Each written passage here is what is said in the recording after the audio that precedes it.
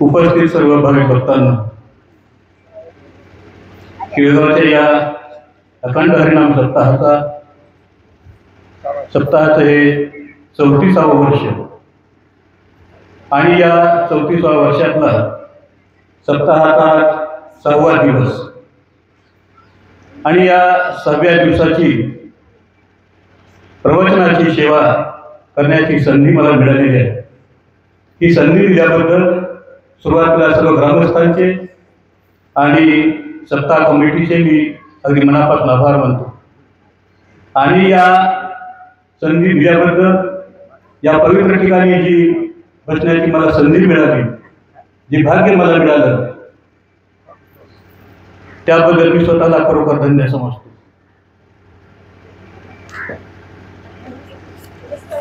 या अगोदरच्या सप्ताहामध्ये प्रवचन किंवा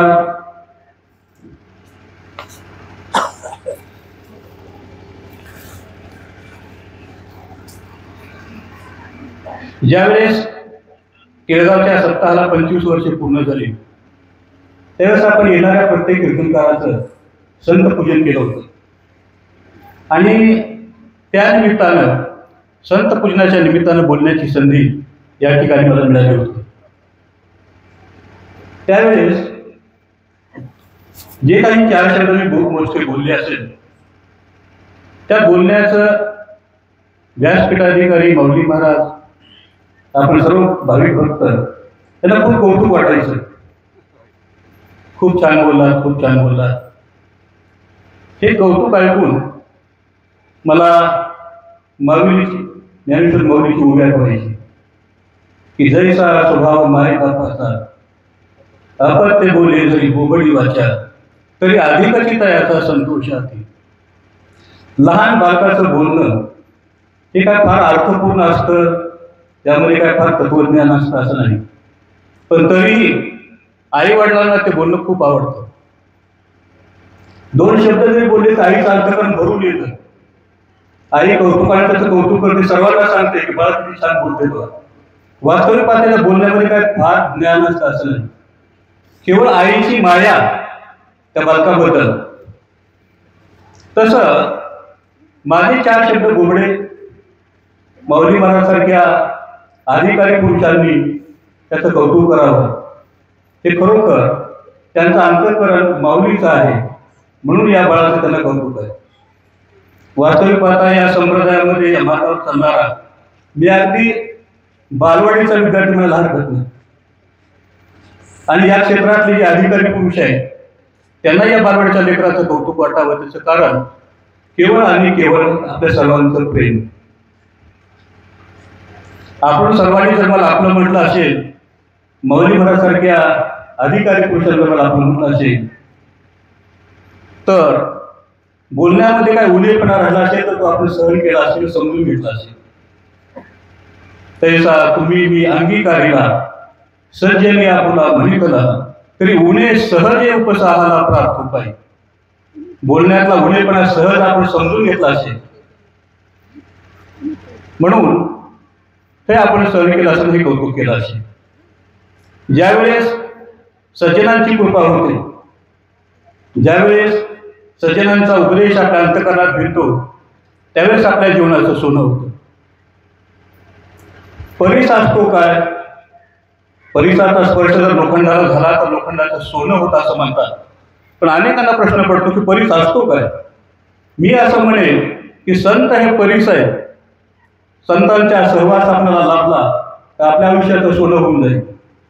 संतांच्या उपदेशाचे 4 शब्द जर आपल्या अंतःकरणात उतरले, रुजले, तर आयुष्य अमृतमय होऊन जाईल आणि अमर होऊन जाईल। वेगळा परीस असण्याची गरज नाही। सद्गुरू चैतन्य महाराज देगलूरकर, गुरुवर्य औशेकर महाराज, गुरुवर्य माऊली महाराज अष्टेकर, ही मंडळी म्हणजे परीसच आहे। वेगळा परीस असण्याची काय गरज आहे। ज्यांचं जीवन दिशाहीन असेल, ज्यांचं जीवन भक्तिहीन असेल, ज्यांच्या जीवनाला चैतन्य नसेल आणि उगी माणूस म्हणून जगतोय आपण अशी अवस्था असेल, तर अशा जीवाला उपदेश करून भक्ती मार्गावर आणणं आणि जीवनाला एक दिशा देणं हे संत काम करत असतील, संत म्हणजे परिसच आहेत, वेगळ्या परिसाची गरज नाही. लोहाचे कनक होय हे सामर्थ्य परिशीचे आहे, की मृत हे जीवितल आहे अमृत सिद्धी. लोखंडाचं सोनं करण्याचं सामर्थ्य संतांमध्ये असतं. दिशाही जीवनाला दिशा देण्याचं काम, चैतन्य नसलेल्या जीवनाला चैतन्य देण्याचं काम संतांचं असतं. म्हणून संत हे अमृत आहे, संत हे परीस आहे. का जया ते कामधेनु माये तयाशी अप्राप्य काही आहे, म्हणून मी प्रवर्तवला आहे ग्रंथी.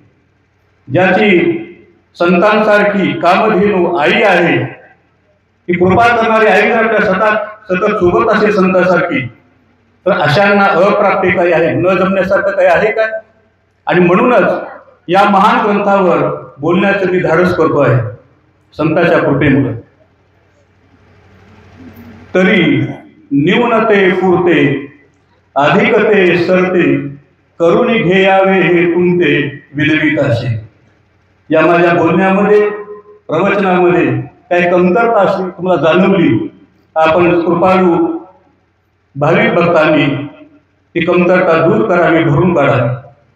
जर या प्रवचनामध्ये काही जास्तीचं वाटलं तुम्हाला की नको होतं बोलायला, तर आपण कृपाळू भाविक भक्तांनी ते नको असलेलं दूर करावं आणि हे प्रवचन परिपूर्ण करून घ्यावं अशी मी आपल्या चरणाजवळ विनंती करत आहे. ज्यावेळेस प्रवचनाची तारीख निश्चित झाली त्यावेळेस प्रवचनाचा विषय काय असावा याचा थोडा विचार करत होतो मी.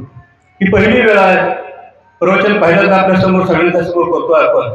विषय काय असावा प्रवचनाचा, या विषयावर थोडा विचार करत असताना आमचे ज्येष्ठ गुरुबंधू हरिभक्तपरायण विनोद पाटील हे मला म्हणाले की सर, प्रवचनाचा आपण ठरवले बरोबर आहे, विषय निश्चित केला का आणखी. म्हणून विचार करतोय. मग सर म्हणजे आमचे ज्येष्ठ गुरुबंधू की पसायदान विषय तुम्ही घ्या. पसायदान एवढं महान आहे की एका शब्दावर एक प्रवचन करता येईल, इतकं ते अर्थपूर्ण आहे, इतकं ते अलौकिक आहे, इतकं ते दिव्य आहे. तर तो विषय तुम्ही निवडावा. आणि मग आमच्या गुरुबंधूच्या सांगण्यानुसार मी पसायदान असा विषय निश्चित केला. आता पसायदान माहीत नाही असं आपल्यापैकी कुणीच नाही. अगदी लहान लेकरासाठी पसायदान पाहतात. शाळेमध्ये रोज पसायदान म्हटलं जातं. आम्ही ज्यावेळेस कीर्तनाला प्रवचनाला इथं बसतो त्यावेळेस पसायदान सुरू होतं. अगदी पहिली दुसरीचे तिसरीचे लेकरं म्हणतात पसायदान. म्हणजे हे काय नवीन नाही आपल्याकरता. पण या पसायदानाची पार्श्वभूमी काय, पसायदान का मागितलं गेलं, पसायदान कधी मागितलं गेलं आणि पसायदानामध्ये काय मागितलं गेलं, या तिन्ही गोष्टीचा आपण विचार करू. म्हणजे पसायदानाचं सर्वांगानं परिपूर्णपणे आपण विचार केला असता त्याचं होईल. सुरुवातीला आपण विचार करू की पसायदान हे का मागितलं गेलं, नंतर विचार करू हे कधी मागितलं गेलं, आणि नंतर विचार करू की त्यामध्ये काय मागितलं गेलं. पार्श्वभूमी आपण विचार पाहताना आपण अगदी महाभारत कालापासून त्याचा विचार करू. पांडव यांचा अतिशय द्वेष करायचे कौरव. कौरवांचं पांडवाचं कधी जमलं नाही. दुर्योधन अतिशय दुष्ट. अनेक वेळा पांडवांना जीवे मारण्याचा प्रयत्न केला कौरवांनी. आणि मग शेवटी जी ज्येष्ठ मंडळी होती, भीष्माचार्य, त्यानंतर विदुर, त्यानंतर धृतराष्ट्र, त्याने असा विचार केला की हे कायम एकत्र राहू शकत नाही. भाऊ जरी असले ते एकत्र राहून राज्य करणं हे कधी शक्य होणार नाही. मग त्याला आपण एक काम करू, पांडवांना एक अर्धराज्य वेगळं देऊन टाकू आपण. त्यांच्या राज्यामध्ये त्यांनी सुखी राहावं, इकडं कौरवांनी त्यांच्यामध्ये सुखी राहावं आणि भांडणच नको. आणि मग पांडवांना स्वतंत्रपणे अर्धराज्य दिलं गेलं, ते म्हणजे खांडववन. आता खांडववन हे राज्य करण्यासारखं ठिकाण नव्हतं मुळात. अतिशय झाडझुडपं जंगलाचं ठिकाण आहे. पण ते जागा त्या पांडवांना देण्यात आली राज्य म्हणून. तशाही जागेवर पांडवांनी इंद्रप्रस्थ नगरी वसवली. विश्वकर्माने ती नगर इंद्राने आज्ञा केली होती. कारण पांडवासोबत साक्षात भगवंत श्रीकृष्ण होते. आणि भगवान श्रीकृष्ण सोबत असल्यामुळं पांडवांना काही जिथं भगवंत सोबत आहे तिथं अडचणी काय काय मार्ग निघणारच. आणि पांडवांनी अतिशय सुंदर अशी नगरी त्या खांडवनामध्ये इंद्रप्रस्थ नावाची वसवली होतं. ज्यांना पांडवांनी हरवलं होतं अशी शेकडो राजे त्या यज्ञाकरता उपस्थित झाले. यज्ञ पार पडल्यानंतर त्या शेकडो राजांनी फार मोठी संपत्ती भेट म्हणून पांडवांना दिली. हत्ती दिले, घोडे दिले, रथ दिले, मौल्यवान दागिने दिले, सोनं नाणं दिलं. इतकं प्रचंड दिलं की अक्षरशः ढीग पडला त्या रत्नाचा आणि त्या सोन्याचा. हे सगळं बघायला दुर्योधन तिथे आला होता. कौरव सगळे बोलवले होते यज्ञाला. हे कौरव सगळं तिथे आलं होते.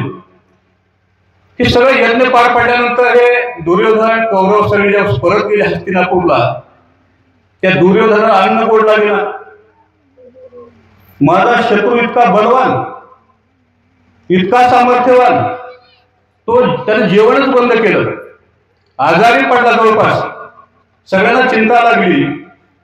त्याचा तो कपटी मामा होता शकुनी, त्याने विचारलं, अरे भांजे, सगळं वैभव असताना ही तब्येत अशी का, झालं काय नेमकं? तर त्यानं सांगितलं, मामा, शत्रू इतका बलवान असताना, तो इतका सामर्थ्यवान असताना, तो इतका संपन्न असताना, प्रभावी असताना माझ्यासारख्याला कशी झोप येईल? मला असं वाटतं ते बघून की आक्रमण करावं आणि त्या कौरवांना जिंकावं, पांडवांना. शकुनी हुशार आणि कपटी असल्यामुळे त्याने सांगितलं, बाचे, तू कितीही प्रयत्न केला, आपण सर्वांनी प्रयत्न केला तर एकाही पांडवाला आपण जिंकू शकत नाही. 5 एकत्र असल्यानंतर प्रश्नच नाही. त्याला जिंकणं शक्य नाही. त्याचं राज्य तुला मिळवायचं असेल, त्याची संपत्ती किंवा ऐश्वर्य तुला मिळवायचं असेल, एकमेव मार्ग आहे आणि तो म्हणजे कपट करणे. कपटानंच आपल्याला हे राज्य मिळवावं लागेल. आणि कपटामध्ये दुर्योधनाच्या शकुनीने एक मार्ग शोधून काढला की दूत क्रीडा खेळू आपण. दूत खेळला तर त्या दूत क्रीडेमध्ये सर्वश्रेष्ठ खिलाडी कोण असेल तर तो म्हणजे मी. कशाही सोंगट्या टाकू दे, सोंगट्या माझ्या इच्छेनंच पडल्या पाहिजेत. माझ्या इच्छेच्या अधीन सोंगट्या येते. प्रत्येक डाव मी जिंकू शकतो. झालं. तर हे धृतराष्ट्राला सांगण्यात आलं. धृतराष्ट्राने नाईलाजाने परवानगी दिली दूताला. खास दूतासाठी एक सभागृह बनवण्यात आलं. पांडवांना निमंत्रण दिलं. पांडव आले. हा डाव सुरू झाला. साहजिकच आहे, शकुनी डाव जिंकला. शकुनीनं अनेक डाव जिंकले आणि एक शेवटचा डाव, तिची अट अशी घातली शकुनीनं की ही डाव जर जिंकला तर जो जिंकेल तो हारणारा तर राज्य घेईल, त्याची सगळी संपत्ती घेईल. हरणाऱ्याला वनवासाला जावं लागेल 12 वर्ष, 1 वर्ष अज्ञातवासात राहावं लागेल. ही अट युधिष्ठिरानं मान्य केली. डाव खेळला गेला, सोंगट्या फेकल्या आणि तोही डाव शकुनीनं जिंकला. एका क्षणामध्ये पांडवाचं साम्राज्य गेलं. एका क्षणामध्ये पांडव राज्य गेलं, संपत्ती गेली आणि ठरल्याप्रमाणे पांडवांना 12 वर्ष वनवासाला जावं लागलं. 1 वर्ष अज्ञातवासात राहावं लागलं. आता अट अशी होती की अज्ञातवासात असताना जर समजा त्यांना ओळखलं नाही जिंकणाऱ्यानं तर ठीक आहे, पण जर समजा ओळखलं 1 वर्षामध्ये तर पुन्हा 12 वर्ष वनवास. आता त्या अटीप्रमाणे कुणी पांडवांना प्रत्यक्षात ओळखलं नाही करत. अज्ञातवासही पूर्ण झाला. पण दुर्योधन हे मान्य करीना.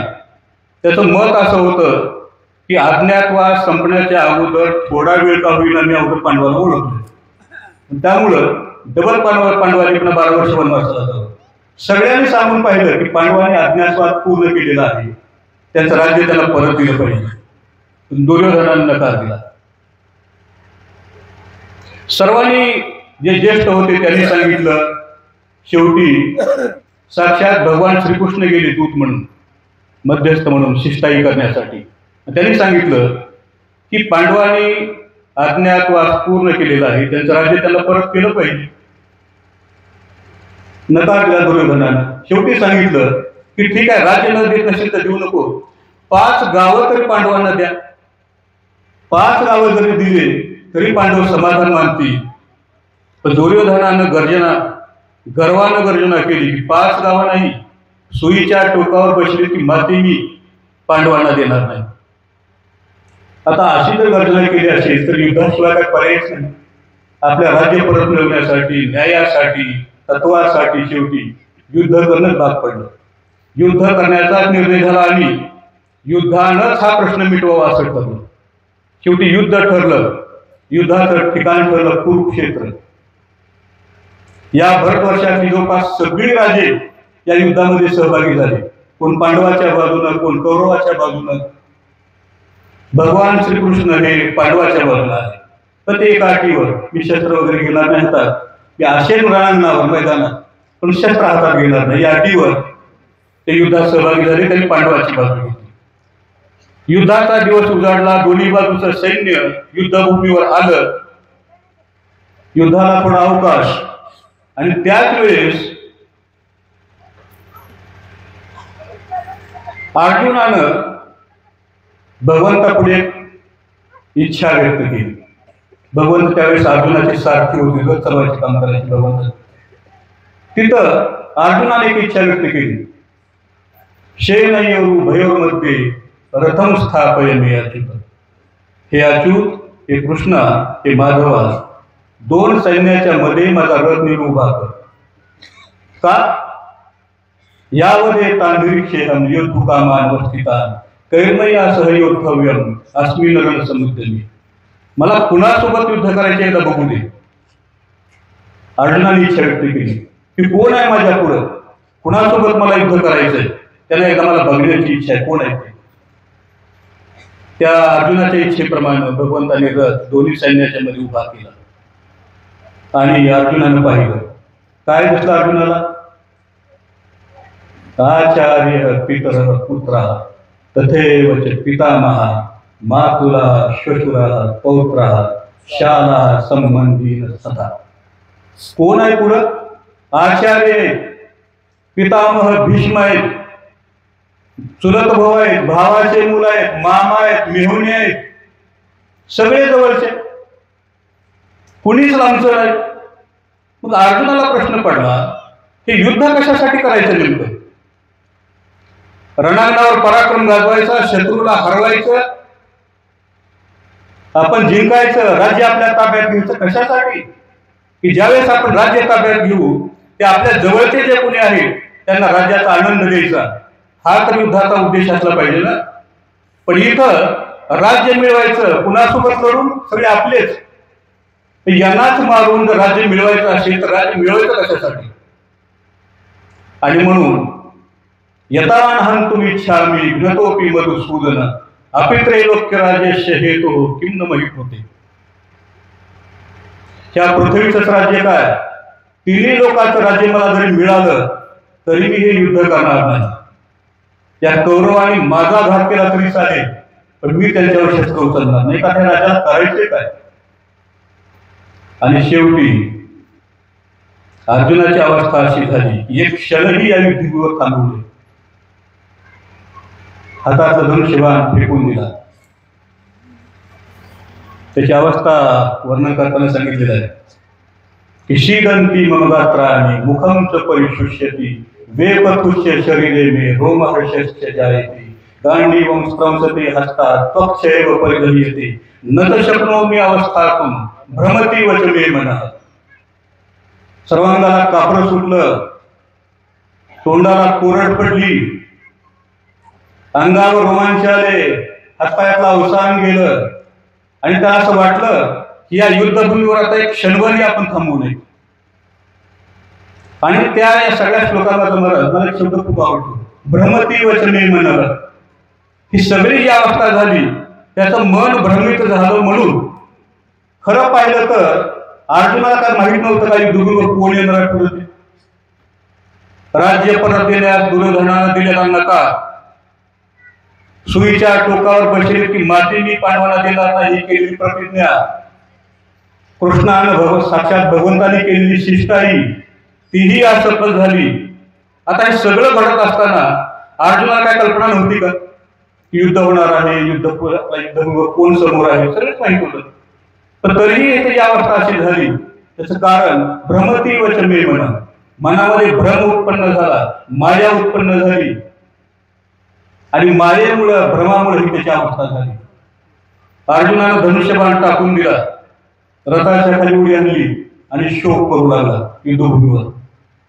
त्यावेळेस मात्र भगवंत पुढे आले आणि त्यांनी अर्जुनाला उपदेश केला की धर्म म्हणजे काय, अधर्म म्हणजे काय, हित कशात आहे, अहित काय, योग्य काय, अयोग्य काय, जन्म काय, मरण काय, हे सगळं समजावून सांगितलं.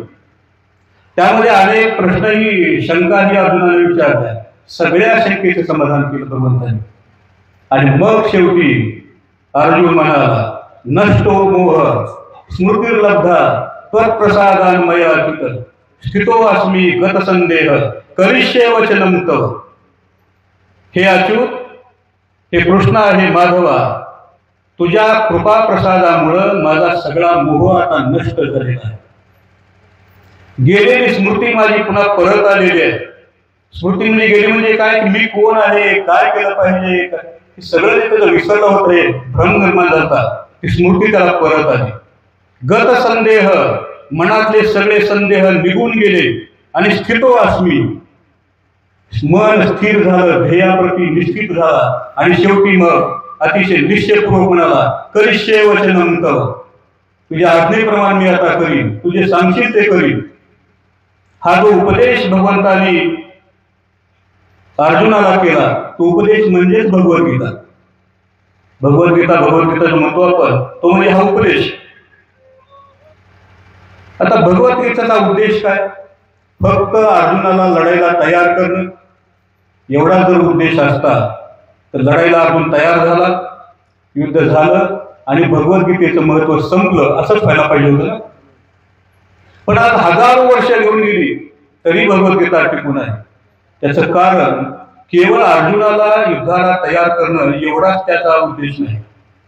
तर तो उद्देश आहे या जीवमात्राचा नष्टो मोह, मोह नष्ट करणं. स्मृतिर्लब्धा, गेलेली स्मृती या जीवमात्राची पुन्हा मिळवून देणं. अनेक वेळा आपला भ्रम निर्माण होतो, नको ते आपल्याला खरं वाटतं, अधर्म धर्म वाटू लागतो. अशा वेळी जो भ्रम निर्माण झाला असतो, तर भ्रम दूर करणं हा त्या गीतेचा उद्देश. गत संदेह, गेलेला संदेह परत मिळवून देणं किंवा संदेह नष्ट करणं हा त्या भगवद्गीतेचा उद्देश. भगवद्गीतेचं महत्व माऊलींनी खूप सुंदर उल्लेखले की जे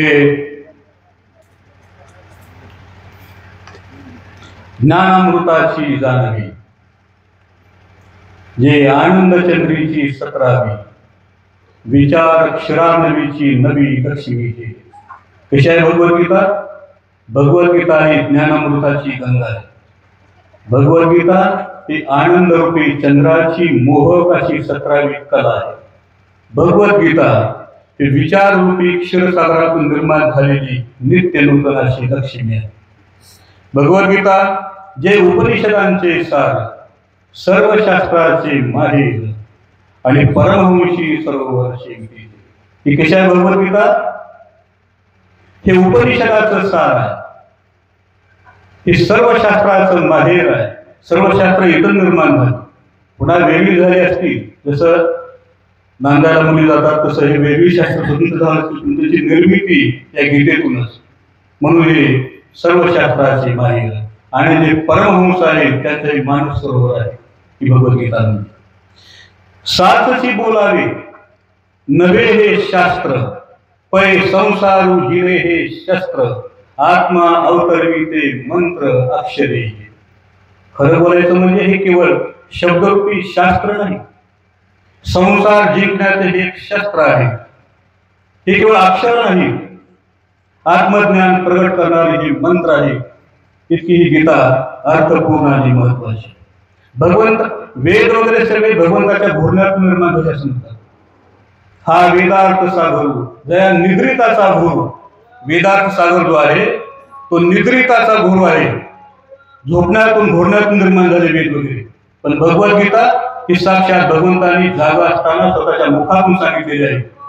स्वयंश्री सर्वेश्वरू प्रत्यक्ष अनुवादाला, म्हणून भगवद्गीतेला विशेष महत्व. पण आता पण म्हटलं की काहीतरी अडचण आली. पण म्हटलं की काहीतरी अडचण आली. आता काय अडचण आली की ही सगळी गीता संस्कृत मध्ये. संस्कृत किती जणांना कळतं?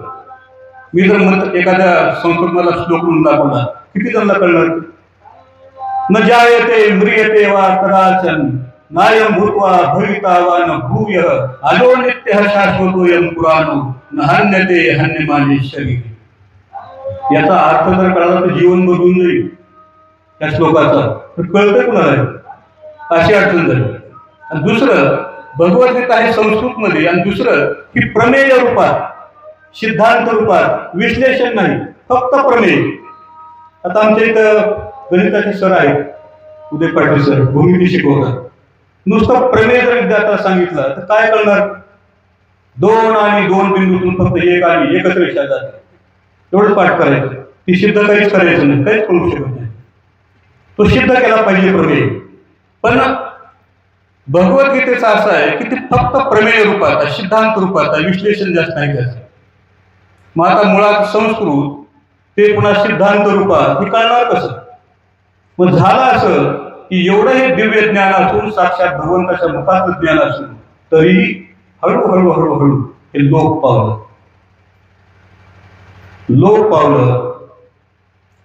आणि मग अधर्माला धर्म समजण्यात आलं, नको त्या गोष्टीला महत्व प्राप्त झालं. माऊलींना जो दुपारच्या कीर्तनात ऐकला आपण, माऊलींना जो प्रचंड त्रास झाला, ते आळंदीच्या लोकांनी ते अधर्म म्हणून त्रास दिलेला नव्हता. त्यांना असं वाटायचं की आपण जे वागतो तोच धर्म, माऊलीचं दर्शन न घेणं हा धर्म, त्यांना भिक्षा न वाढणं हा धर्म, असं वाटायचं त्यावेळेस त्यांना. म्हणजे नको त्या गोष्टीला महत्व प्राप्त झालं.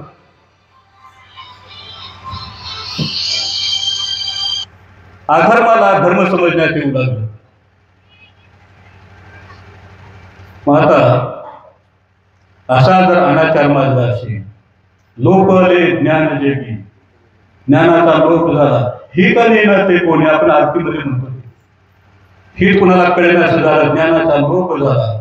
आणि मग हे सगळं दूर करण्यासाठी अवतार पांडुरंग नाव ठेवले ज्ञानी. हे सगळं दूर करण्यासाठी पांडुरंगाने अवतार घेतला, आणि त्या अवताराचं नाव ज्ञानेश्वर माऊली. हे आपल्याला कळवून, म्हणजे माऊलीचा अवतार केवळ आणि केवळ आपलं कल्याण करावं, खरा धर्म कळावा, आपल्याला योग्य काय अयोग्य काय ते कळावं, यासाठी माऊलीचा अवतार. पण झालं असं की माऊलीला आपण ओळखलंच नाही. ही आपली फार मोठी अडचण आहे समाजाची. संत हे कळतच नाही लोकांना. संत हे साधं राहतात, सामान्य माणसासारखं राहतात, आणि त्यामुळं अनेक वेळा भ्रम तयार होतो की संत वाटतच नाही. भगवद्गीतेमध्ये अर्जुनाने प्रश्न विचारला होता, संत ओळखायचे कसे भगवंतांना? संत तर सामान्य राहतात, मग ओळखायचे कसे? स्थितप्रज्ञ का भाषा समाधिस्थ केशव स्थितधी किम प्रभाषेत किम आशीत व्रजेत किम. हे जे स्थितधी असतात, स्थिर बुद्धीचे असतात, संत असतात, त्यांना ओळखायचे कसे? ते कसे चालतात, कसे बोलतात, कसे राहतात? भगवंता याविषयी मला उपदेश करा. त्यावेळेस भगवंतांनी सांगितली लक्षणं. लक्षात घ्या, ही लक्षणं ज्याला ज्याला लागू होतात तो संत. वेगळं संतपणाची समज राहणं कसं आहे वर काय? संताचं राहणं आपल्या सगळंच असतं. व्यवहारात अतिशय सामान्य असतात संत, काय वेगळं वागत नाही. मग आता ही लक्षणं ज्याला लागू पडतील तो संत. काय सांगितलं भगवंतांनी? दुःखेषु अनुद्विग्न मनः सुखेषु विगत स्पृह वितराग भय क्रोध स्थितधीर मुच्यते. ज्याच्यावर दुःखाचे डोंगर कोसळले तरी तो दुःखी होत नाही, उद्विग्न होत नाही. ज्याच्या वाट्याला किती सुख आलं तरी तो निस्पृह असतो. फार सुखी आहे, त्याचा भोग घ्यावा, त्याला काही डोके देत नाही, किती असू दे. वितराग भय क्रोध, राग भय क्रोध त्याने नष्ट केलेले असतात. असा जो स्थिर बुद्धीचा असतो तो संत. ही लक्षणं ज्याच्या ज्याच्यामध्ये आहेत तो संत. दुःखी होत नाही, संपत्ती आली म्हणून सुखी होत नाही, राग भय क्रोध यापासून दूर असते नष्ट केलेले असतात. असा स्थिर बुद्धीचा तो संत.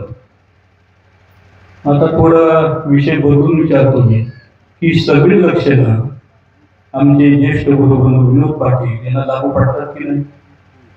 पडतात की नाही विचार करा. पुन्हा आपला अंगभर गैरसमज असा होतो की संताला आपण ओळखतच नाही. नाही असं कुठं असतं. म्हणजे सगळं झाल्यानंतर संत समजायचं असं थोडं.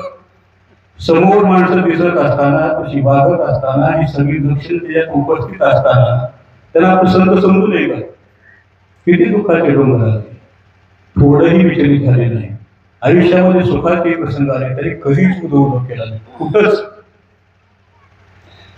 त्यांना जन्मल्यापासून आपण सगळे अनेक जण बघतात. कधी राग केला ते, कधी क्रोध केला, कधीच नाही. मी तर राग भय क्रोध हे सगळं सोडून दिलं.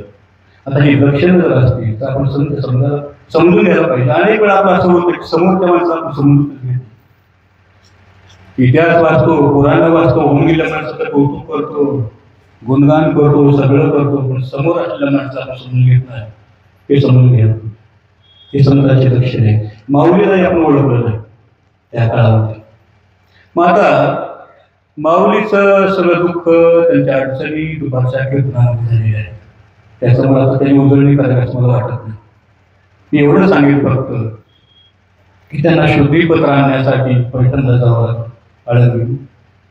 मी सर बघितलं की हे पैठण ते आळंदी हे अंतर किती आहे. ते अंतर आहे 200 किलोमीटर. आता ही घटना जी सांगतोय ती 750 वर्षापूर्वीची. 750 वर्षापूर्वी या बालकांना पैठणच्या विद्वानांनी, आळंदीच्या विद्वानांनी सांगितलं की शुद्धीपत्र आणायला पैठणला जा. इथं नाही, त्या अधिकारांना तिकडे. आता याला आई वडील नको, कोण बघणार नको, समाजातून आपलं म्हणणार नको. हे लहान लहान जीव 200 किलोमीटर अंतर 750 वर्षापूर्वी कसे गेले असतील ही इतकी कल्पना जरी केली माऊली तर मन भरून येतं. काय सांग, अक्षरशः हे वाचत असताना मी कितीतरी वेळी पुस्तक बंद करून रडलेलं आहे. ती कशी गेली असतील अंतर. सर्वत्र जंगल, त्याला स्वतः सांभाळणारं कोणी नाही, आपलं म्हणणारं कोणी नाही. आणि हे लहान लहान जीव 200 किलोमीटर अंतर, थोडं काय जंगलातून ते गेले. बरं गेले तर गेले, तिथं तरी शुद्धीपत्र काय ताबडतोब मिळालं का? तिथल्या विद्वानांनी सभा घेतली, पुन्हा शुद्धीपत्र, वेगवेगळे धर्मग्रंथ चालले आणि शेवटी निर्णय असा झाला की कोणत्याही धर्मग्रंथामध्ये यांना शुद्धीपत्र देण्याचा कसलाही आधार नाही. शुद्धीपत्र देता येत नाही. माऊलींनी सांगितलं, माऊलींनी विचारलं की हा धर्म असतो का? माणसाला माणूस म्हणून सांभाळत नाही हा धर्म? माणसाला माणूस म्हणून जगू देत नाही हा धर्म? अरे खरा धर्म तर भूतदयावादी आहे, मानवतावादी आहे. या सृष्टीच्या चराचरामध्ये प्रत्येक कणाकणामध्ये भगवंत आहे, हा खरा धर्म आहे. हे भगवंताचे रूप आहे सगळे. पशु पक्षी झाडं झुडप माणसं जाऊ द्या, हे सगळे कीटक सुद्धा आहेत, भगवंताचे रूप आहे. असा भागवत धर्म असताना तुम्ही शुद्धीपत्र नाही म्हणता, हा धर्म असतो? धर्म एवढा निष्ठुर असतो का? लहान लेकरांनाही माणूस म्हणून जगू देत नाही, एवढा धर्म निष्ठुर? हे शास्त्र विद्वान चिडले. धर्म आम्हाला शिकवतो तू लहान बालक असून? अरे सगळे धर्मशास्त्र आम्ही वाचलेले, विद्वान तू की आम्ही? पंडित तू का मी? आणि सर्वत्र तो भगवंताचा असेल तर तुझं म्हणणं असेल, ज्ञानदेवा तुझं हे म्हणणं आहे ना की सर्वत्र भगवंतच आहे, मग आपल्या जो आहे तो जर त्या रेड्यात आहे का? मी वेदमंत्र म्हणतो, रेडा वेद म्हणतो का? माऊली म्हणले ही संवेदना जर रेड्याला जाणवली तर रेडाही वेद म्हणजे सर्वत्र तोच आहे. माऊलीने वेद म्हटले, रेड्याच्या मस्तकावर हात ठेवला. माऊलीची संवेदना रेड्याला जाणवली आणि रेड्याला वेद म्हटले. म्हणजे बघा माऊली, मला आश्चर्य वाटतंय, रेड्याला कळालं ही लहान बालक म्हणजे साक्षात भगवंत आहे, ही साधा बालक नाही. ही कुणाला कळालं? रेड्याला आधी कळालं, माणसाला नाही कळालं. म्हणजे कुणाची कातडी जाड आहे सांगा, विद्वानाची का रेड्याची? रेड्याची कातडी जाड आहे. का विद्वानाची जाड म्हणायचं. ज्यावेळेस रेड्याच्यातून वेद बदलले त्यावेळेस मात्र सगळ्यांना चमत्कार वाटला, हादरले सगळे विद्वान. आणि मग त्याला पुढं काय आधार सापडला त्यांना माहिती, पण शुद्धीपत्र दिलं म्हणे. आता मला प्रश्न पडतोय, हे सूर्य आहे, ह्याचं प्रमाणपत्र काळजीने द्यायचं काय? माऊलीच्या पुढे सगळे काळजीच की, तर त्याने प्रमाणपत्र द्यायचं की हा सूर्य आहे. आणि त्याने जर प्रमाणपत्र नाही दिलं तर काय सूर्य नाही का? तो सूर्यच आहे, माऊली साक्षात सूर्य. ठीक आहे, प्रमाणपत्र शुद्धीपत्र मिळालं की बालक परत निघाले. हा जो त्यांचा चमत्कार आहे तो अनेक लोकांना समजला, अनेक लोकांना कळालं की बालकाने वेड्याच्या मुखी वेद बनवलं. त्याला बघण्यासाठी गर्दी होऊ लागली, लोक दर्शनाला येऊ लागले की कोण आहेत बालक एवढा चमत्कार करणार. आणि त्या दरम्यान निवृत्तीनाथाने सगळी गर्दी बघून, माणसं बघून निवृत्तीनाथाने आज्ञा केली, ज्ञानदेवा त्या लोकांना खरा धर्म सांगेल. ही जी संस्कृतमध्ये जी गीता आहे ना ती मराठीमध्ये कर. हे संस्कृतमध्ये समजत नाही लोकांना. सामान्यातल्या सामान्य माणसाला हे तत्वज्ञान हे धर्मज्ञान कळालं पाहिजे. अशा साध्या आणि सोप्या भाषेमध्ये ज्ञानेश्वरी मराठीमध्ये सांग. लहानपणी माऊलीचे वडील बाबाही म्हणायचे त्यांची कल्पना की बाळांनो, तुम्हाला जो त्रास होतोय तो खरा धर्म नाही. खरा धर्म वेगळाच आहे, भागवत धर्म. खरा धर्म भूतदयावादी, खरा धर्म मानवतावादी. ह्या खरा धर्माचा लोप झाला, ह्या चुकीच्या ह्याच्यासाठी खरा धर्म दबला गेला. खरा धर्म तो तुम्ही उघड करा. लहानपणीची ती बाबाची इच्छा आणि सध्या ह्या निवृत्तीनाथाने दिलेली आज्ञा ही माऊलीने मान्य केली आणि नेवासा इथं भगवद्गीता मराठीमध्ये सांगायला सुरुवात केली. आता नेवासाहेब त्या 7.5 वर्षापूर्वी लहानच असेल, फार मोठं नसेलच. ऐकायला कोण येत असतील? खेडेगावची माणसं सगळी, शेतमजूर, शेतकरी, सामान्य माणसं. माऊलीला असं वाटायचं की मी जे सांगतोय ते सामान्यातल्या सामान्य माणसाला कळालं पाहिजे. कितीही साधा असो त्याला ते कळालं पाहिजे. त्या ज्ञानेश्वरीमध्ये जो दृष्टांताचा पाऊस पाडला, इतके दृष्टांत माऊलीने दिले, त्याचा उद्देश काय होता की हे कळालं पाहिजे. हे एवढं तत्वज्ञान, एवढं महान ज्ञान सामान्यातल्या सामान्य माणसाला कळालं पाहिजे, या उद्देशाने ते सांगितलं. हे सगळं सांगितल्यानंतर भगवद्गीता पूर्ण झाली. ज्ञानेश्वरी भावार्थ दीपिका ग्रंथ पूर्ण झाला. हा ग्रंथ लिहून घेतला सच्चिदानंद बाबा यांनी. हा ग्रंथ शके 1212 पूर्ण झाला. शके 12 टीका केली ज्ञानेश्वरी सच्चिदानंद बाबा धरले कपूर झाला. भावार्थ दीपिका हा ग्रंथ पूर्ण झाला. हा ग्रंथ माऊलीने इतक्या निश्चयाने लिहिलेला आहे की माझा मराठीचा बोलू कौतुके ही कर, ही ओवी तर शाळेतल्या प्रत्येक मुलाला पाठ असली पाहिजे. तेवढीच नाही, महाराष्ट्रातल्या प्रत्येक मराठी माणसाला पाठ असली पाहिजे. मराठीचं किती महत्व आहे. माझा मराठीचा बोलू कौतुके अमृताते पैजा जिंके, अशी अक्षरे शिके मिळली. अशी अक्षर मिळून की या अक्षर अमृतात सुद्धा पैदा जिंकतील, शर्य जिंकतील. इतकी सुंदर अक्षराचा उपयोग करून या ग्रंथ लिहिली. आणि दुसरं खूप आवडतं मला, येणे कारणे मी बोलेन. दुपारी उल्लेख झाला बघायचं, कालच बोलते. येणे कारणे मी बोलेन, बोली अरूपाचे रूप दावीन. आतेंद्रिय परिभोगवीन इंद्रिया करी. हे अरूप आहे ना ईश्वर, मी त्याला रूपाला आणीन. अशा शब्दाची योजना करीन की ज्ञानेश्वरी जर वाचल्या, ग्रंथ जर वाचला तर साक्षात ईश्वराचं रूप दिसलं पाहिजे. अशा शब्दाची योजना करीन. अतींद्रिय परिभोगवीन. हा ईश्वर अतींद्रिय आहे, डोळ्याला दिसत नाही, निराकार आहे, कानानं ऐकू येत नाही, जिभेनं त्याचा स्वाद साधता येत नाही, हातानं स्पर्श करता येत नाही. पण मी असा ग्रंथ लिहिल वाचल्यानंतर साक्षात ईश्वराला तुम्हाला पाहता येईल, इंद्रियाकरवी त्याचा भोग घेता येईल. अशा पद्धतीने निश्चयाने ही ज्ञानेश्वरी त्यांनी लिहिली. भावार्थ दीपिका ग्रंथ. आता या भावार्थ दीपिकेला त्यानंतर नामदेवरायाने नाव दिलं ज्ञानेश्वरी. ज्यावेळेस माऊलीच्या समाधी प्रसंगाचे अभंग आहे त्यावेळेस नामदेवराय म्हणतात, देव निवृत्ती आणि धरिले दोन्ही कर, जातो ज्ञानेश्वर बैसावया. जाऊन ज्ञानेश्वर बैसले आसनावरी, आणि पुढे ज्ञानेश्वरी ठेवी येली. भावार्थ दीपिकाने शब्द वापरला आणि त्यावेळेस पासून ज्ञानेश्वरी हा शब्द होता. आता या ग्रंथाची महत्ता, या ग्रंथाची थोरवी आपण काय वर्णन करायचं? मी तर अगदी सामान्यातला सामान्य माणूस या क्षेत्रातला. अतिशय महान ग्रंथ. त्याचं वर्णन जर करायचं असेल शेवटी माऊलीच्या तोवीचा आधार घ्यावा लागेल. म्हणून हा काव्य राहू ग्रंथ गुरुवतीचा ठाऊ येथुनी रसा झाला आवळ रसा आपणाचा. हा ग्रंथ म्हणजे काव्यांचा राजा आहे. हा ग्रंथ गुरुवतीचा ठाव, श्रेष्ठतेचं हे ठिकाण आहे, सर्वश्रेष्ठ ठिकाण.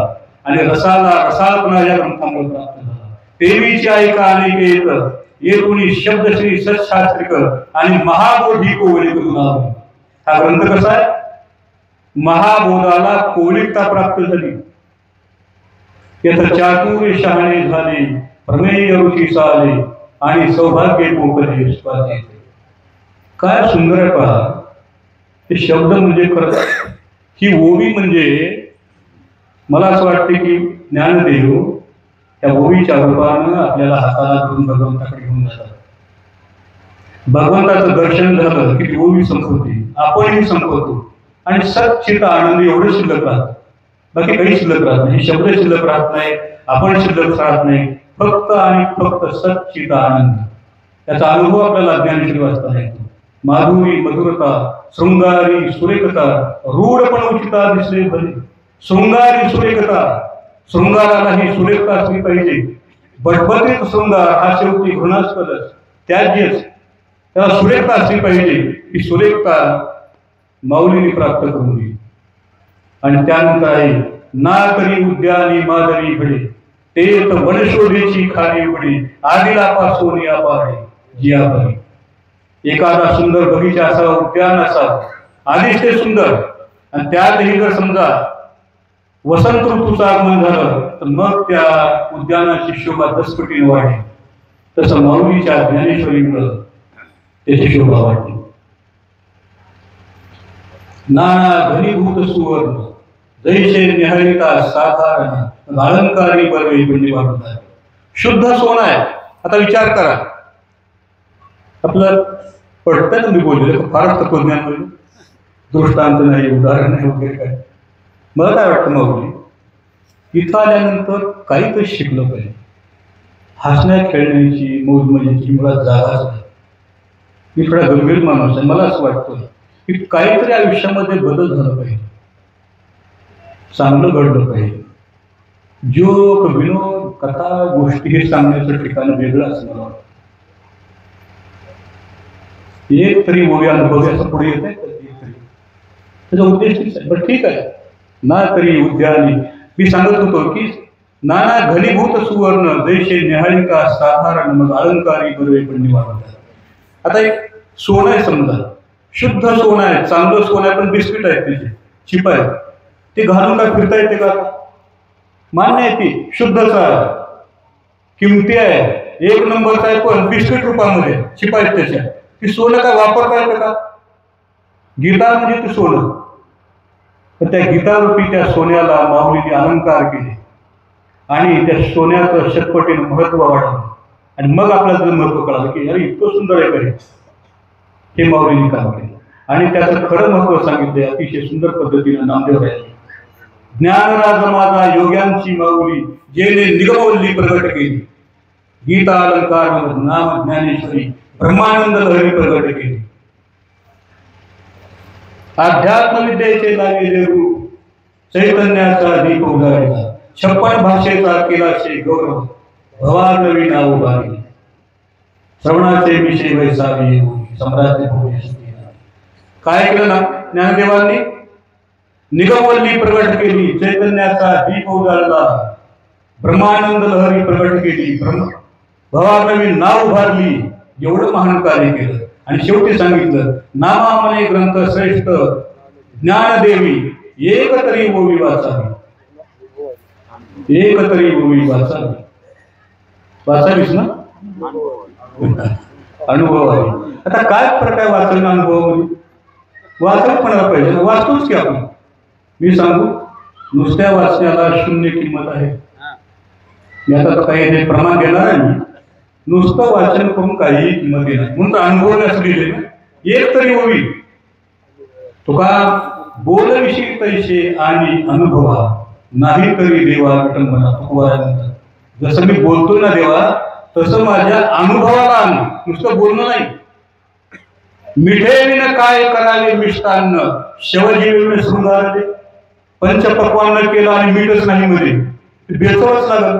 तसं भरपूर बोललो, भल्या गोष्टी सांगितल्या मोठमोठ्या तत्वज्ञानाच्या, पण स्वतःला मला अजिबातच अनुभव नाही.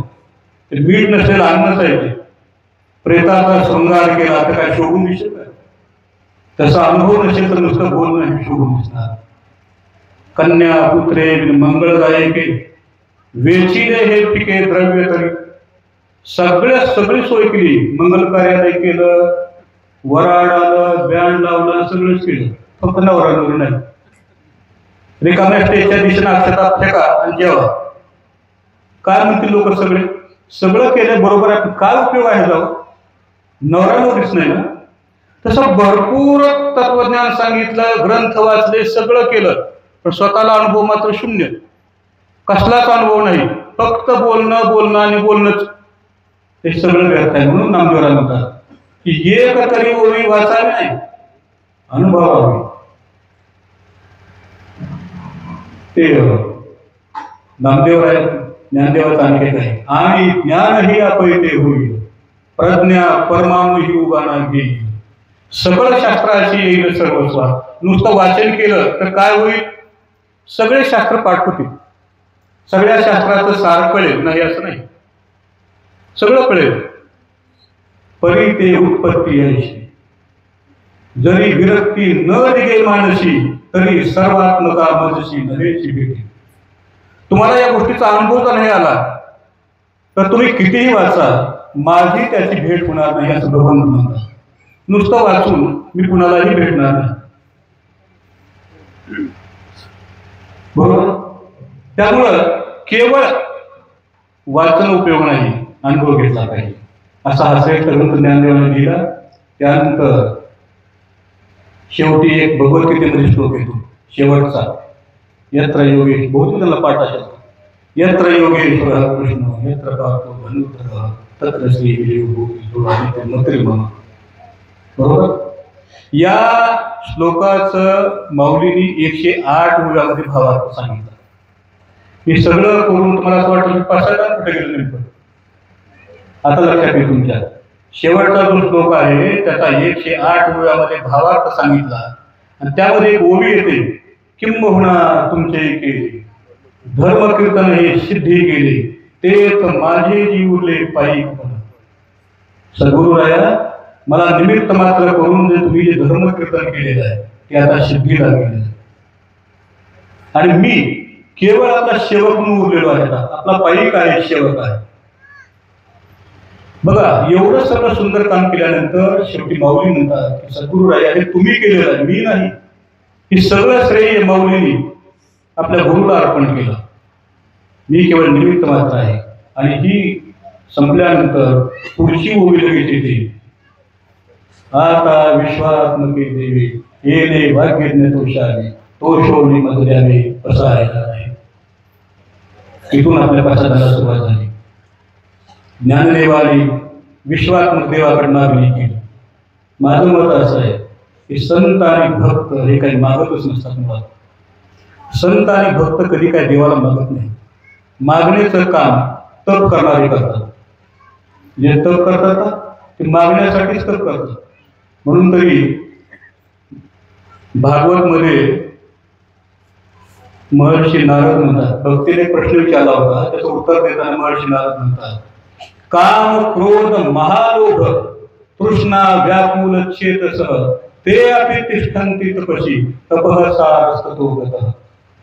काम क्रोध मोह लोभ हे अंतःकरणात ठेवून तप केलं जातं. म्हणून या कलियुगामध्ये तपाचा सारा निघून गेलेला आहे. त्याला काय महत्व आहे? तप करणारे बघा, आणि विशेष म्हणजे तप करणारे काय मागतील ह्याचा पण भरोसा नाही. भस्मासुराने काय मागितलं? एवढी तपश्चर्या केली, साक्षात देवादेव महादेव प्रसन्न झाले आणि भस्मासुराने मागितलं काय की ज्याच्या डोक्यावर हात ठेवेल ते भस्म होऊ दे. आता देवाला एवढं तप करून असं मागायचं का? पण याच्यासाठी तप करायचं का की ज्याच्या डोक्यावर हात ठेवेल तो भस्म होऊ दे? पण त्याच्या पुढे आणखी नुसतं मागितलं नाही, कोण दिला हा वर? भगवान शंकराने. शंकराच्याच नावं लागले तुझ्या डोक्यात हात ठेवतो आणि खरं होतं का बघतोय. म्हणजे बघा, तप करणारे काय मागतील याचा भरोसा. आता तुम्हाला एक मजेचं दृष्टांत सांगतो. बरेच जण एवढे गंभीर बसले की काय महाराज, दृष्टांत नाही, विनोद नाही, जोक नाही. असं कसं बाबा महाराज? बाबा महाराज म्हणजे मी बरं. मी असं ठरवलं होतं. आता सगळे आपल्या जवळचेच आहे महाराज. विनोद गुरुजी ज्यावेळेस माझं प्रवचन करण्याचं निश्चित केलं, माझी इच्छा अशी होती की लोंढे गुरुजी असं नाव छापा मला. लोंढे गुरुजी हे शाळेत मला प्रेमाने सगळे बाबा म्हणतात. सगळी कंपनी मला, मित्र कंपनी, बाबा बाबा. मी सांगितलं बाबा.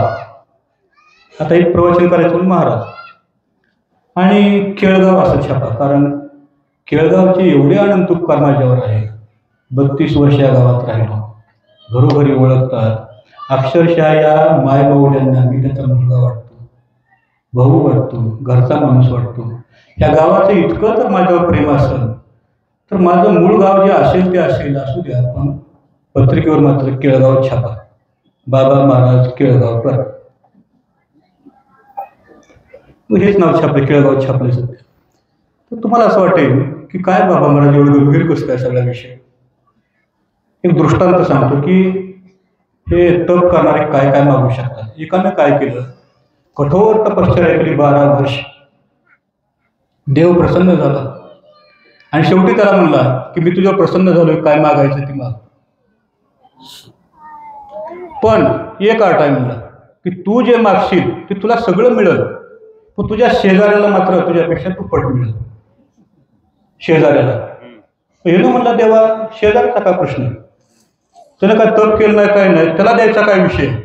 भगवंत म्हणले, देव म्हणले, तुला तर तुझ्याहून त्याच्याहून काय करायचं, तुला मागेल ते मिळेल, तुला जे मागायचं ते माग तुला देतो, पण शेजाऱ्याला दुप्पट देतो.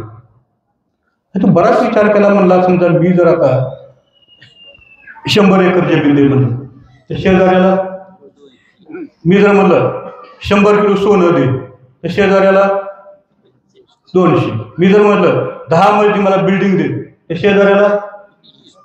ह्यानं म्हणला एवढं करून शेवटी बहारी कोण, आणि एवढा दुप्पट बहारी माझ्या शेजारी, मला आता खपत काय, जमल का, आवडेल काय. शेवटी विचार करून शेवटी ह्यानं म्हणला एक काम करा देवा, तुम्ही शब्द दिला मला आता की तो मागशील ते देशील, आता परत फिरायचं नाही.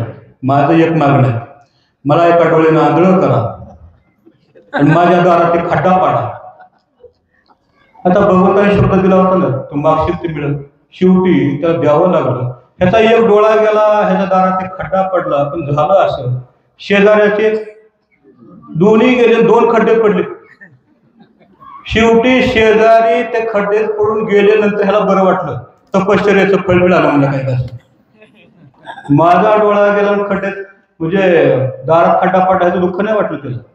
शेजारी गेला माझ्या तपश्चर्यामुळं, मला तपश्चर्याचं फळ मिळालं. हे तपश्चर्या करण्याची भानगड जी आहे की असं आहे त्यांचं. काम क्रोध महालोभ तृष्णा व्याकुल छेद सह ते अपि तिष्ठन्ति तपशी तपःसारस्ततो गतः. तपाचं सासर. पण भक्त असे आहेत की भक्त काय मागतच नाही. ज्याच्या अंतःकरणामध्ये भक्ती निर्माण झाली त्याला मागण्याचा प्रश्नच नाही. भक्ताचं एकच आहे, भक्ती हे साधन, भक्ती हेच साध्य. नारद भक्ती सूत्रामध्ये मला आमचे ज्येष्ठ गुरुबंधू विनोद पाटील खास पुस्तकं दिलते, वाचा आणि प्रमाणाशिवाय बोलू नका. मग भक्तीचे नारद भक्ती सूत्र, नारदाने भक्तीचे काय सूत्र सांगितले. पहिलं सूत्र आहे सात्वस्मिन् परम. भक्ती ही परम प्रेम रूप असते. तर प्रेम असं आहे की प्रेमामध्ये ज्याच्यावर प्रेम आहे तोच पाहिजे. इथं भक्ती तर प्रेमाचं लक्षण आहे ना, ज्याच्यावर प्रेम आहे ती व्यक्तीच पाहिजे, त्यालाच प्रेम म्हणायचं ना. नाही एखादा जर म्हणला माझं तुझ्यावर खूप प्रेम आहे, एखाद्या म्हणतात तिने म्हणली काय रे बाबा, काय ना तुझी कोणती एक आहे, तुला 50 एकर जमीन आहे, बापाला तुझी कोणती एक आहे, 50 एकर जमीन आहे, तुला लग्न झालं की मला जमीन मिळते म्हणून माझं तुझ्यावर प्रेम आहे. त्याला काय खरं प्रेम म्हणावं का? वस्तू मागणं ही प्रेमाचा उद्देशच नसतो, व्यक्तीच भक्ताला भगवंतावर प्रेम आहे म्हणजे फक्त भगवंतच पाहिजे, बाकी वस्तूचं मागण्याचा विषयच नाही. सा त्वस्मिन् परमप्रेम, भक्ती ही परमप्रेम. अमृत स्वरूपाच भक्ती अमृत स्वरूप आहे. यल्लब्ध्वा पुमान सिद्धो भवती, तृप्तो भवती अमृतो भवती. त्याला भक्ती प्राप्त झाली तो तृप्त होतो, अमृतमय होतो. त्यानंतर यत् प्राप्य न किंचित वांछति, न शोचती न द्वेष्टी न रमती, नोत्साही भवती. त्याला भक्ती निर्माण झाली त्याला दुसरं काहीही करण्याची इच्छा राहत नाही. तो कशाचा शोक करत नाही, कुणाचा द्वेष करत नाही, त्याचं मन कुठं रमत नाही. असे हे भक्त असतात. अशी भक्तीच अंतकरणात निर्माण झाली तर भक्त काही मागतच नाही. मग तुम्हाला असं वाटेल की ज्ञानदेवांतर मागितलं, मग आता विश्वास नक्की देवे मागितलं तो शोनीमध्ये द्यावं म्हणजे मागितलंच ना. पण लक्षात घ्या, माऊलींनी जगाच्या कल्याणासाठी मागितले, स्वतःसाठी काय त्यांना नकोच. ते आलेच होते दुसऱ्यासाठी, आपल्यासाठी. स्वतःसाठी मागण्याचा विषयच नाही. आणि काय मागितलं, जे खळाची व्यंकटी सांगू तया सत्कर्मी रती वाढू, भूता परस्परे पडू मैत्री जीवाची. दुष्टांचा दुष्टपणा, दुष्टच निघून जावा नाही, दुष्ट संपवा नाही, दुष्ट राहू द्या, त्याचा दुष्टपणा निघून जावा. त्यांचा चांगलं काम करण्यामध्ये आवड निर्माण व्हावी आणि सर्व भूतमात्रामध्ये परस्परामध्ये जीवाभावाची मैत्री निर्माण व्हावी. आता किती आश्चर्य बघा, ज्या दुष्टांनी माऊलींना आयुष्यभर छळलं, एक वेळेस अन्न मिळू दिलं नाही, त्या दुष्टांची माऊलींना पहिल्यांदा आठवण आली. ह्या दुष्टांचा दुष्टपणा निघून जावा. आता दुष्टांचीच आठवण का आली असं, तर त्याचं कारण असं आहे, शेवटी ही माऊली आईला कुणाची काळजी वाटते. जो मुलगा अतिशय चांगला आहे, हुशार आहे, अभ्यासू आहे, सद्गुणी आहे, त्याची काळजी वाटत नाही. त्याला असं वाटतं की हे काय चांगलंच आहे, ह्याचं चांगलंच होईल. जे दुर्गुणी आहे, अभ्यास करत नाही, रोज एक घरी भांडणानंतर, आता आईला तिची काळजी वाटते ह्याचं कसं हो, आणि सतत ती त्याची काळजी करते की देवा ह्याला सुद्धा. दुर्गुणी मुलाची जास्त काळजी ही आईचं हृदय आहे. माऊली तर जगाच्या विश्वाची माऊली आहे, तिला तर दुष्टाची काळजी राहणार. संपूर्ण ज्ञानेश्वरीमध्ये, अमृतानुभवमध्ये ज्ञानदेवाच्या प्रत्येक शब्दात कुठंही एक शब्दानंही कुणाचा द्वेष आलेला नाही. संपूर्ण जीवन जरी एवढं कष्टात गेलं असलं तरी कुठंही माऊलींनी कुणाबद्दलही वाईट एक शब्दही बोललो. उलट देवाजवळ मागण्याची वेळ आली त्यावेळेस मागितलं की जे काळाची व्यंकटी जाणतो ते असत कर्मी रती वाहू, भूता परस्परे पडे मैत्री. दुरितांचे तिमिर जाऊ, विश्व स्वधर्म सूर्य पाहू, जो जे वांछिल तो ते लावू. पापाचा अंधकार दूर होता, विश्वानं स्वधर्म सूर्य पाहावा. आता स्वधर्म सूर्य म्हणजे नेमकं कोणता धर्म असं काय लिहिले का तिथे? स्वतःचा धर्म. धर्म मला वाटतं दोन प्रकारचे. एक, मी जे काम करतो ते माझा धर्मच. मी जर शिक्षक असेल तर शिक्षकी पेशा माझा धर्म. येणाऱ्या प्रत्येक विद्यार्थ्याला चांगलं शिकवलं पाहिजे, त्याला कळेल असं सांगितलं पाहिजे, त्याचा अभ्यास घेतला पाहिजे, त्याची काळजी घेतली पाहिजे, हा माझा धर्मच. शेतकऱ्याने उत्तम शेती करणं हा त्याचा धर्मच. व्यापाऱ्यांनी सचोटीनं प्रामाणिकपणे व्यापार करणं हा त्यांचा धर्मच. प्रत्येकानं आपापलं काम अतिशय निष्ठेनं प्रामाणिकपणे करणं, नियमितपणे करणं हा स्वधर्म. आणि दुसरा धर्म आहे निसर्गानं दिलेला. मी एखाद्याचा वडील आहे, माझ्या मुलाची काळजी घेणं ही माझं कर्तव्य आहे. त्याचे चांगले संस्कार करणं, त्याला चांगल्या सोयी उपलब्ध करून देणं, त्याला चांगलं शिकवणं हा माझा धर्मच आहे. त्या अर्थानं स्वधर्म सूर्य पाहू आणि जो जे वांछिल तो ते लाभो प्राणी जात. जे जे हे प्राणी जात मागतील, जे इच्छा करतील ते सगळं त्यांना मिळावं. आता प्रश्न असा आहे, काय त्यांना असं वाटतं कुणी काही मागितल्यावर ते मिळावंच का? पण हे मागण्याच्या अगोदर काय आहे ना, की त्याचा दुष्टपणा गेला पाहिजे, स्वधर्माची त्याला आवड निर्माण झाली पाहिजे. हे सगळं जर असेल तर ज्यावेळेस मागितलं जाईल त्यावेळेस ते सर्वोत्कृष्टच असणार. त्याच्या अंतःकरणामध्ये भगवंताविषयी प्रेम निर्माण झालं तर दुसरं काय मागणार. आणि म्हणून जो जे वांछिल तो ते लाभो प्राणी जात. वर्षत सकळ मंगळी ईश्वर निष्ठाची मांदी आणि अनवरत भूमंडळी भेटत होता. सर्वत्र मांगल्याचा वर्षाव करणारी ईश्वर निष्ठ त्यांची मांदी आणि समुदाय या प्राणीमात्रांना भेटत जाऊ. एक ईश्वरनिष्ठ नाही अशी ईश्वरनिष्ठाची मांदी आणि समुदाय त्यांना अखंडपणे या प्राणीमात्राला भेटत राहू. एक संत भेटला तर जीवनाचा उद्धार होतो. असे समुदाय निर्माण झाले तर विश्वाचं कल्याण होईल. असे सगळे भेटत राहू. चला कल्पतरूची आरव चेतना चिंतामणीची गाव बोलते जे अर्णव पियुषांचे. हे समुदाय ईश्वरनिष्ठ समुदाय हे कल्पतरूची आरव आहे. बगीचे आहे.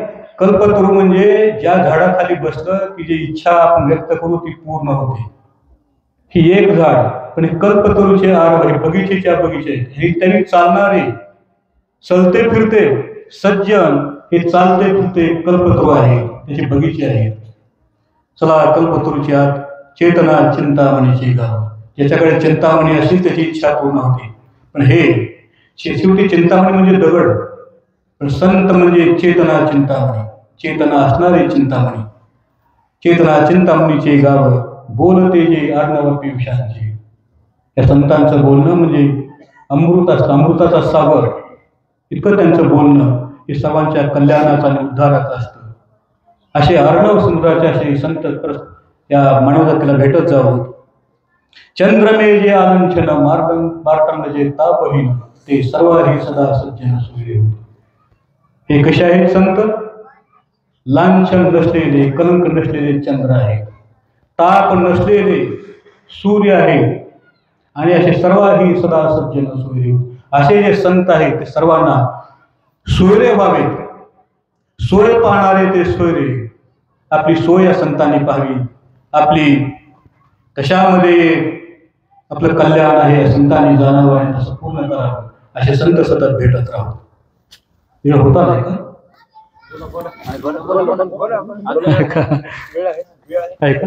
अच्छा बोलत राहिलं ही वेळ.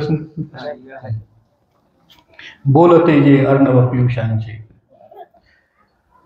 मार्तंड जे तापहीन ते सर्वाही सदैव सज्जन सोयरे होतो. किंबवना सर्व सुखी पूर्ण होऊन तेही लोकी भजी जो आदि पुरुष अखंडित. हे संपूर्ण त्रिलोक आनंदानं भरून जावं. अखंडपणे ईश्वराचं चिंतन करावं. पण आदिपुरुष भजी अखंडितपणे त्या आदिपुरुषाचं भजन करावं. त्रैलोक सगळ्या आनंदानं भरून जावं. आणि किंबहुना सर्व सुखी पूर्ण होऊन तेही लोकी भजी जो आदिपुरुष अखंडित. आणि ग्रंथो भजी विशेष लोकी दृष्ट विजय हो आहे. या ग्रंथावर उपजीविका करणारे जे आहेत विशेष लोकी असे जे कोणी आहेत दृष्ट विजय हो हवे. या जगातलंच नाही तर दुसरीकडले परलोकातलंही सर्व सुख त्यांना मिळावं. सर्व आनंद त्यांना मिळावा. सर्व संतुष्ट व्हावं. एथ म्हणे श्री विश्वेश्वराव हा होईल दान कसावं. हे ने वरे ज्ञान देऊ सुखी झाला. या मागणीनं विश्वेश्वर असणारे त्यांचे जे विश्वाचे गुरु त्यांचे गुरु ते त्यांना विश्वात्मक देव समजायचे ज्ञानदेव. ते म्हणाले ये ने वरे आ होईल दान कसावं. तुझे मागितले ते सगळं तुला मिळेल. आणि ते वर मिळाल्यानंतर ते दांडानंतर ए ने वरे ज्ञानदेव सुखी झाला. हे ज्यावेळेस वर मिळाला त्यावेळेस ज्ञानदेव संतुष्ट झाले. ठीक आहे. माझ्या अल्पस्वल्प बुद्धीप्रमाणे जे काय मला सुचलं ते मी आपल्यासमोर मांडण्याचा प्रयत्न केला आहे. ही सगळी सेवा माझे सद्गुरू चैतन्य महाराज देगलूरकर यांच्या चरणी समर्पित होतो. भगवंताच्या चरणी समर्पित होतो. ज्यांनी मला हे प्रेरणा दिली. खरं तर माऊली महाराज हे लहानपणी ज्यावेळेस वडिलांसोबत जायचं कीर्तन वगैरे ऐकायला मला खूप वाटायचं इथं बसून बोलणं हे का सोपं नाही. का सोपं नाही सांगतो. वर्गात शिकवणं सोपं कारण वर्गात सगळे एका वयाचे विद्यार्थी असतात. इथं अगदी लहान बालकापासून ते 90 वर्षात ज्येष्ठापर्यंत सगळे आलेले आणि सगळ्यांना समजेल असं बोलणं भले फार मोठी कला आहे. भगवंताचे चिंतन इतक्या रसाळमय वागणं करणं. मला असं वाटायचं कधी तर आयुष्यात आपल्याला इथं बसून बोलता येईल का? ज्या ज्यावेळेस मी असं खाली बसून ऐकायचं मला वाटायचं की आपल्या नशिबात असा कधी योग येईल का की इथं बसावं आणि 4 शब्द बोलावे. पण गुरुवर्य हरिभक्तपरायण माऊली महाराज आष्टेकर यांच्या कृपाशीर्वादानं माझे ज्येष्ठ गुरुबंधू, ज्येष्ठ गुरुबंधू सतत शब्द उच्चार, त्याचं कारण माझं अंतःकरणात भरून येतं की इतक्या सद्गुणी आणि फार चांगल्या माणसाची आपले जे गुरुबंधू आहेत ज्येष्ठ, मला खूप आनंद वाटतो. तर ही सेवा मी यांच्या प्रेरणेने मी इथं माऊली महाराज आष्टेकर, ज्येष्ठ गुरुबंधू विनोदजी पाटील यांच्या प्रेरणेने आलो. आपण शांतपणे ऐकलं. आपल्या सर्वांचं मी मनापासून आभार मानतो आणि सेवा संपल्यास करतो.